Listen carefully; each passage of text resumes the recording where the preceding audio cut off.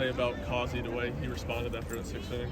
Yeah, it was tremendous. I think he got frustrated in that inning. It obviously was kind of a late start to the inning for them, and they made a lot out of it, so kudos to them for that. But baseball, it's not quite like basketball where there's usually runs by both teams, but there's a back and forth that usually happens within the flow of the game, and he bounced back in tremendous fashion after starting out really strong too. So when you add the whole thing together, it was another outstanding night by him. And probably the biggest highlight for him that he'll brag about tomorrow was his play on the bunt that he made defensively. What gave you the confidence to go back to him, start seventh inning? Just the way he competes, and I think the track record too. I think whether it's scrolling through your phone or what we get bombarded with information-wise, or when you're cheering for a team, which you like it or not, we get caught up in it in the dugout, you tend to focus on the negative.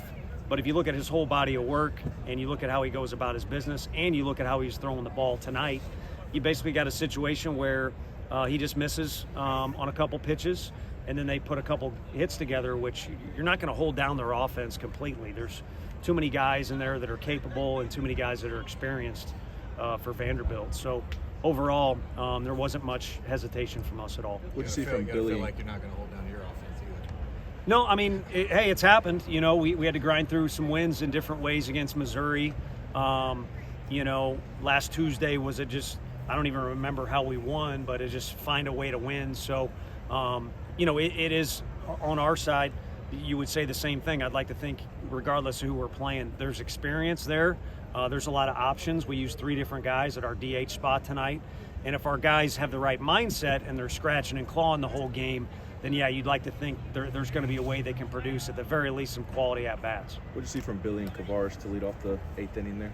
And just kind of, not trying to do too much. I mean, KT, I think the AB prior had rolled over to the first baseman, but Billy had done that, his at-bat prior, where didn't try and do too much, kind of took what he got. And I realized KT hit his ball a long way, but if you watch the replay, and I'm off to the side, but I think when we watched the video, what we saw is a guy just kind of staying inside the baseball, and he's so strong that it kind of jetted out of here over the left field wall. He's got a lot of strength, but at the same time, if you got that strength and you don't try and do too much, great things will happen. And Simo, Billy, KT, obviously Blake Burke, those guys have shown that time and time again. How good was it to see Cannon get in there and do what he did? Great. Now, Simo was standing right next to me during that, and he said he hit a home run by accident. And what he meant by that was, when we watch that video, you'll see Cannon taking 2 huge swings. And really all we need to do was, got a runner at second, hopefully find a hole. And he took 2 huge swings, and then with 2 strikes kind of shortened up, and he really just kind of flicked it out with a flick of his wrist, really. And, he joked it was an accidental home run, but it wasn't the intent of the swing. It was the ability of the kid. If he gets the bat on the ball, it'll go for him, too. He's really strong. You guys have seen him do great things before. Unfortunately, he's drowned out that strength a little bit by either jumping at the ball or having too many thoughts. And, if he understands that less is more, which has happened right there, for us, where we're at is where we're at. You're almost kind of like you're a Major League Baseball team and you make a big trade at the deadline. If you can, get a version of either him or some other guys that, again, have drowned out what their true ability is just by trying to do too much. And, hey, I'm all for guys that want to win, and I'd rather have guys trying to do too much because they're in the battle and they want to do well. But, again, you guys have seen him do great things, as have I. It can be frustrating for everybody, and so it was nice to have a moment where he just kind of, again, he took what he got and was able to flick it over the right field fence. Want specifically him in that situation instead of somebody else? That's one of their best arms out of the bullpen. He's really tough on righties, so I think to highlight what Ensley did, was important because that was a short swing through the middle. It was loud off the bat. I mean, Ensley's got strength too, and he's not trying to do too much. And even if their infield wasn't in, that thing would have got through. So kudos to him for doing well there, but that guy's really tough, and we were just kind of looking for what we thought was the best matchup in the situation, and good players make you look smart. Season high in strikeouts for Stamos. What'd you see from him early on? Yeah, he was good. He was sharp. Even his misses were really good. So I think that would be the thing that stuck out the most is, you want your misses to either be productive or good ones.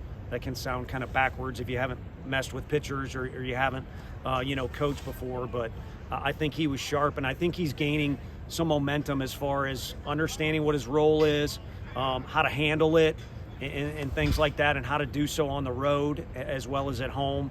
And it's been nice to see him develop that way. It's kind of interesting because he's an older guy.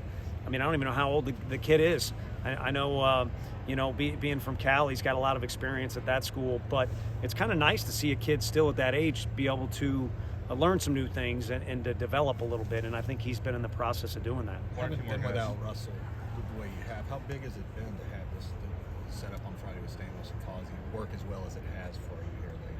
Yeah, it's been huge because what we wanted was on opening day, when Russell and any of our starters were not built up to go 100 pitches, was we really wanted to win the first game of the season. That's the first game you're thinking about for a month and a half while guys are on campus. So we wanted to be Russell and Causey. And so who's going to fill Russell's shoes? Nobody. And I say that with all due respect. Now, our guy we're starting tomorrow is kind of different how he does it, and they've got different strengths and stuff. But I don't know that we'll have another guy like Russell, A.J. Russell, that is, in our program for quite a while. So no one's going to replace him, but you just need to get outs. It doesn't have to be fancy. It can be a bunch of different ways. And so technically, we've still got that 1-2 combo dating back to opening day because Stom has approached it in a mature fashion. And again, he's done whatever he's got to do to give us outs, and he's out there for as long as we'll let him. And he usually stands right on top of the mound like I'm going to turn around and go back to the dugout, which I kind of like. And then he is our best cheerleader. Well, he's our loudest cheerleader in the dugout when he comes out of the game. We had to tame him down a little bit tonight. Is there program confidence that you guys have against them that you've kind of earned over the last couple of years? Is that such a thing? No matter how a game is going, that you kind of have a confidence against these guys? No, I think this team, and I'm going to quote a few former players. I would say this team, regardless of the setting, and again, Tuesday was a really frustrating game too. We were able to come from behind tonight. I think this team's got its own kind of flavor or brand to it, and they seem to forge ahead. And it hasn't always gone our way, but regardless of circumstances, you'd like your team to continue to compete. And I think because we have some leadership and we got some guys that got some dog in them, they continually push forward a little bit. Again, if you got some talent, then it can work out in your favor. So, and find a way to win the game earlier in the week, find a way to win the game today, and then tomorrow is all about how can we find a way to go 1-0.